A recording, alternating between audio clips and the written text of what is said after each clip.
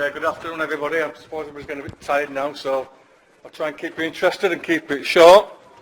So I've shortened the title a little bit to make it a bit simpler. I want to take you on a little bit of a journey. Been involved in this sort of work for a long time, but this particular area that we've been working in, I've been working for about 10 to 15 years now. And it started with about trying to understand how our catchments are working, not in just respect to surface groundwater, but surface water as well. So just to outline of my talk, it's basically to better understand current and future nitrate inputs to groundwater in the Eden Valley and apply this knowledge to try and develop a strategy that we can actually reduce this impact of the nitrate on groundwater. So initially we decided to develop a conceptual model of the system, did some on-site drilling to better characterise it and develop a model to estimate current and future impacts on groundwater. And I'm sure the groundwater people all agree that, you know, the conceptual model is key, it underpins all the rest of the modelling. And then to develop a strategy and implement measures, we, as everybody else, funding cuts are in favour at the moment, so we're working with lots of organisations to develop a catchment plan. And we are looking to take a scale specific measures and take a risk-based approach to where the measures are in. So this is the Eden catchment in the northwest. You can see the mountains in the distance, that's the Lake District mountains, and that photo was actually taken from the northern Pennines. So it's nice and green, dominantly agriculture, low population density, mainly beef, dairy and occasional sheep on the hillsides. It's existing borehole, its data is out there, it's undertaken by the Environment Agency in the UK, and around about 2000 we started to see a rise in nitrate concentration in the catchment, in the groundwater.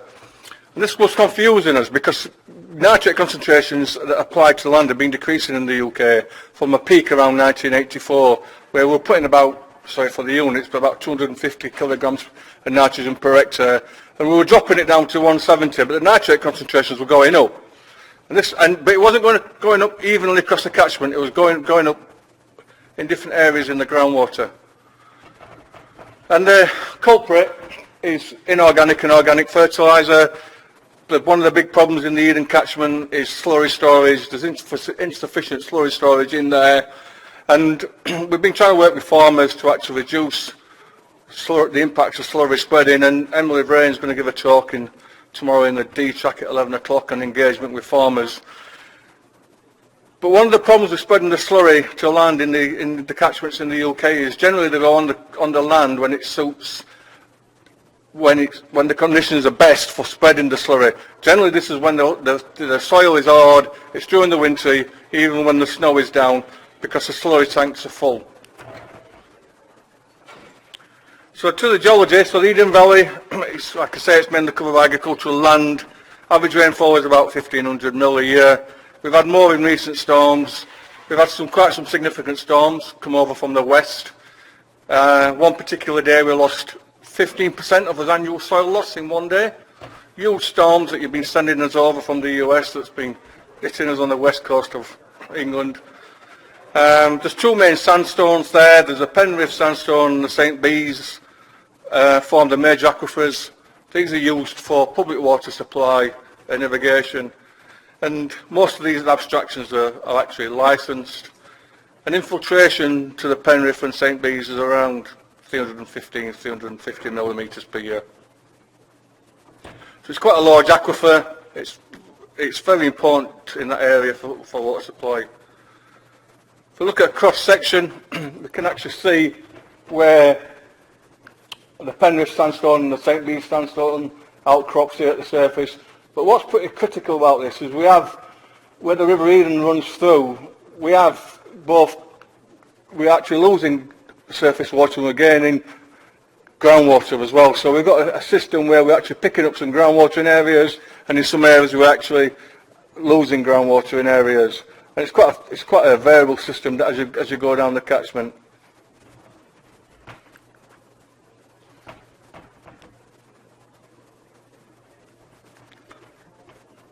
So part of the study, we looked at actually a conceptual groundwater flow path to undertake some drilling. So we can see that EV1 is Eden Valley 1, and then Eden Valley 3 halfway down, and Eden Valley 2, and then the river there. So we wanted to basically drill in these three areas and try to understand the nitrate fluxes within this particular area, and why we were getting variable nitrate concentrations in the groundwater. So a transect approach using 3 cord boreholes down to a depth of 120 metres. We would like to have done more, but cord boreholes are expensive. And that was our nice cross section on EV1, and we anticipate quite a thick unsaturated zone, and then a shallow one down towards the river, and then EV3 was less of a thickness and unsaturated zone. We did some geophysical borehole logging in there, looking at flow regimes. We did some unsaturated zone hydrochemical profiling using agricultural tracers. In the 1960s in the UK we had the foot and mouth outbreak, which basically all the animals were removed from the land. So which was quite neat for this particular study, because in the pore water analysis in the cores, we could actually see where the nitrate concentrations has dropped in the pore water analysis around 1960. So we pretty much had a good grasp on the nitrate flux in the unsaturated zone in that area. And then we used CFCs and SF6 tracers in the saturated zone. So this was a study funded by the Environment Agency when I worked for the EA and from British Geological Survey. We did some tracer tests and some borehole pump tests, the usual stuff. And we actually found that in the fractured sandstone it was around 40, hydraulic conductivity around 41. But more typically it was 3.3 metres in more typical sandstone.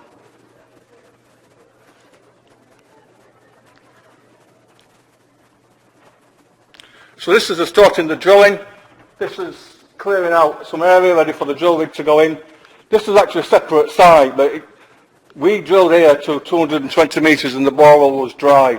Then we switched the pumps off, went away, and I got a phone call at 7:30 next morning. We got artesian flow pushing it around a metre cubed a minute, and it was all full of bentonite fluid. So it's anybody that's going to do any drilling, make sure you've got somewhere to contain the water if you get any surprises with artesian flow. It's always important to work somewhere nice with nice views. This is not the best picture, but there's quite a nice pub down in the bottom where after an hard day in the field you can go and have a few beers. And then this is just a drill rig that's there.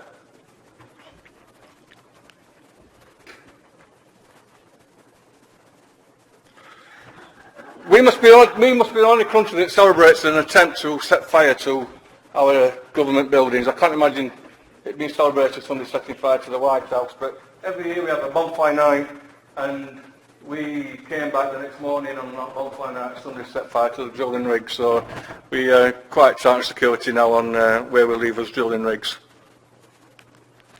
So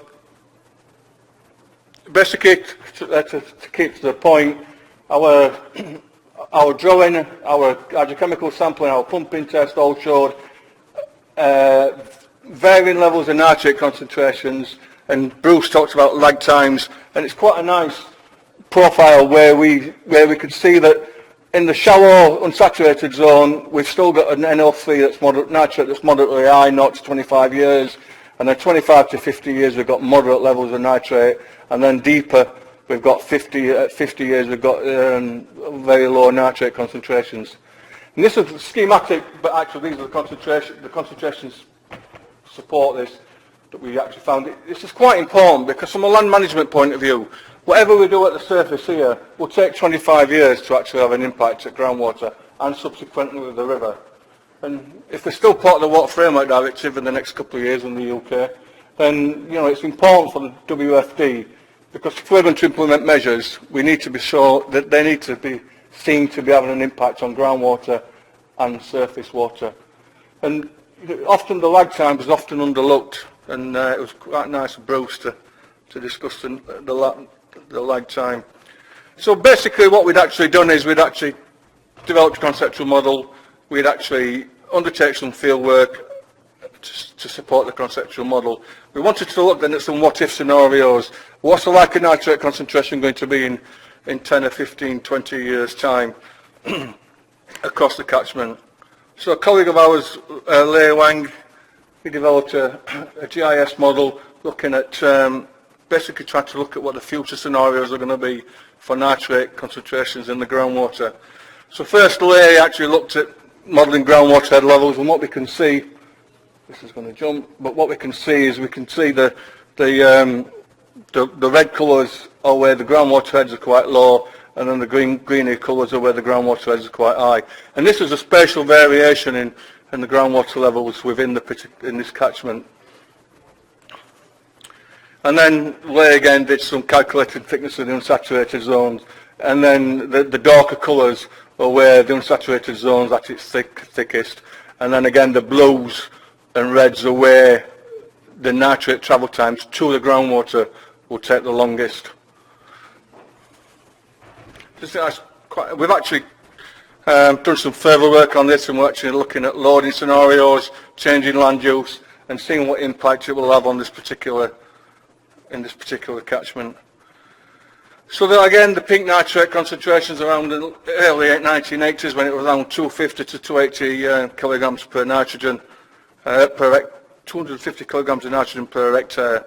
You can actually see where in the green the arrival times for the nitrate, and generally over most of the catchment the nitrate has arrived at the groundwater table, so it's now sitting there in the groundwater, but there are parts of it where it's not actually hit. The highest concentrations have actually hit in the groundwater, and we can actually see here.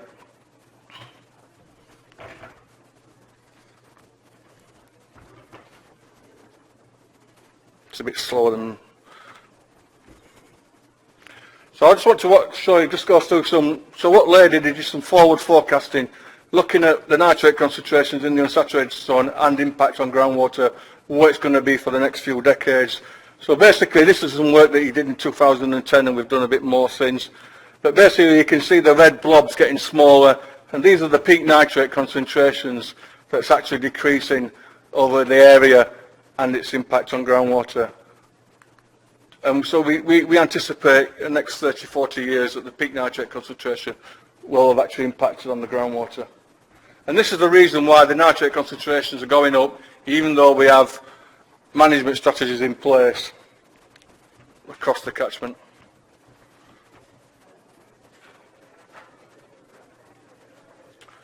Okay, so yeah, and that's just reiterating what I was saying. So and then we've done this across the UK. Myself and Lay looked at nitrate travel time in unsaturated zones across the UK, and basically the different colours, the reds show that where it's already where it's yet to have an impact. So what does all this mean? Well, it means for any measures to reduce the nitrate impact, we need to consider both spatially and temporally the impact is where these will take place, and form acceptance, and again Emily's going to speak about that. So basically what it's allowed us to do, it's allowed us to target specific measures in certain locations where we expect the nitrate concentration to have already peaked. We can then go back to our funders and say, well, these measures are working, and there you can see the evidence. If we'd have put them in the wrong place, then we go back to us funders and we say, we spent all your money, but we can't see them working. So we're using GPS to look at both the catchment and sub-catchment scale to actually look at reducing fertilizer losses. And this is not actually in the Eden catchment, this is in the Wensum catchment that Emma was involved in. But it was interesting, one of the previous talks talked about cover crops not working in one of the US states, but actually this is in the Wensum catchment, but we're looking to implement these in the Eden catchment. And Andrew Lovett and Kevin Hiscock over at the University of East Anglia have actually put in cover crops to actually mop up the remaining nitrate in the soils. And it's starting to show an impact, and it's starting to reduce the nitrate levels that's coming out the field drains that's running beneath these. So we're hoping that the use of the cover crops will actually reduce the nitrate impact on groundwater. And Andrew's done some economics work on this to see how cost effective this is. And as I mentioned earlier, it's, the slurry storage is a big issue in the Eden catchment, and we're just trying to break this cycle of insufficient slurry storage, spreading the slurry, and this constant cycle going round at spreading slurries. I'm not sure about the US, but one of the big problems in the UK is infrastructure in the catchments and pollution. A lot of our farmers are tenant farmers in these poorer areas, and they have 2 or 3 generation leases, and they haven't got the money to invest in the farms. And the point earlier about subsidising farmers, that, you know, you have to ask the question: should we be subsidising farmers? And the farmers in this area, and Emily will go discuss it more, they're quite happy to cooperate and work and look after the environment, but at the end of the day they've got bills to pay. So we are working with the farmers to help with time and slurry applications. A lot of it is waterlogged, it's getting to the watercourses and it's feeding direct into the groundwater on areas, on watercourses that are losing to groundwater. It's often spread when just before every rainfall is predicted. The farmers want to get it out there before the heavy rain comes in, so it's mobilised and it's into the watercourses. And, you know, if it's applied at better times, then it's less inorganic fertiliser applied. And then we are just looking at farmyard infrastructure, and again reducing point sources into groundwater. And I am running out of time, so I'll be quick. And again, separating clean and dirty water to generate less slurry within the system. This is slow. And then there's some farmyards that we've cleaned up and separated the dirty water from the clean water. And you can see the drain pipes there. Typically water would run off the roof onto the farmyard, pick up the nitrated fertile manures, and away down to the stream and into the groundwater. But that's now separated and goes on a different way. And fencing, again, where there's continuity between surface and groundwater, lots of fences going in to protect that. And again, aeration, looking at subsoiling, better subsoiling, working with the farmers. So summary, determination, we need to understand the system. If we're going to apply land use change, we need to understand how the system's working. And, you know, there's a variety of tools, including modelling there. And Thomas touched on it earlier today, this morning, one of the first talks, that a scientist, it's not just as a hydrogeologist, it's soil scientists and it's climate change scientists, and we all have to work together along with the farmers and along with the land managers, because we're all in the same boat. That's me. Thank you. Thank you, Sean. Do we have any questions?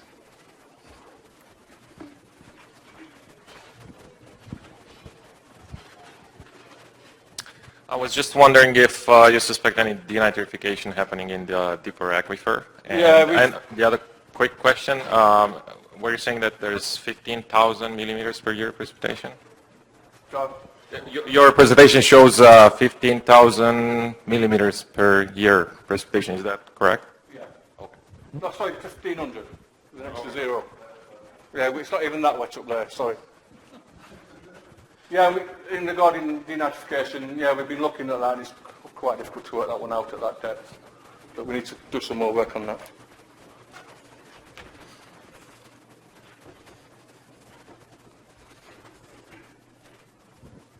I might have missed it, but the requirement to tap up?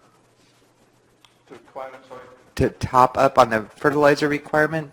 I didn't understand what that meant. In the past, we've applied a lot more than we're applying now. In the past we applied 250 kilograms to nitrogen, and now we apply 170 kilograms of nitrogen per hectare. And we normally do that either inorganic or organic. So I have a question for you. So do you consider the areas with the thicker beta zones than the more vulnerable areas if they have more storage of the higher nitrate rates? Yeah. Okay.